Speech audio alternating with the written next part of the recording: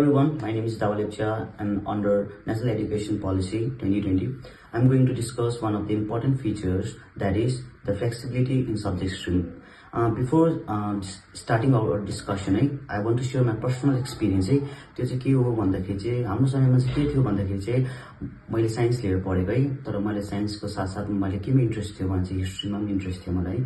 अब हिस्ट्री चाहिँ मलाई एउटा वान अफ द अब मिस्ट्री सब्जेक्ट लाग्थ्यो। एउटा हिस्ट्री पढ्दाखेरि अब हुन्छ नि के बोइला उस्तो खालके त्यो जान्ने इच्छाहरू थियो मेरो पहिला है।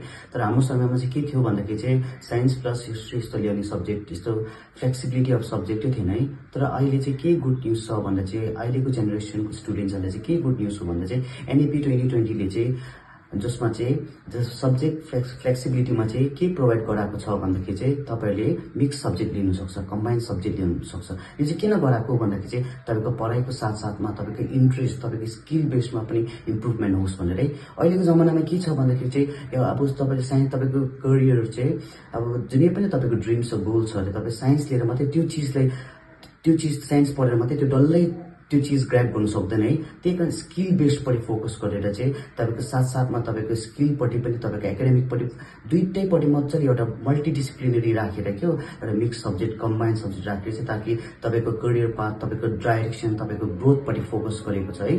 अनि अब सपोज तपाईँ अब कम्प्युटर साइन्स लिएर पढ्नु हुँदैछ र तर तपाईलाई डिजाइनिङपट्टि पनि तपाईले इन्ट्रेस्ट छ भने तपाईले लिनु सक्छ। अब कम्प्युटर साइन्स प्लस डिजाइन लिनु सक्छ। सपोज तपाईँ म्याथ स्टुडेन्ट हुनुहुन्छ अरे, तपाईले म्याथ स्टुडेन्टको साथसाथमा तपाईले अब बिजनेसको स्टडिज गर्नु मनपर्छ अरे, तपाईले त्यो पनि गर्न सक्छ।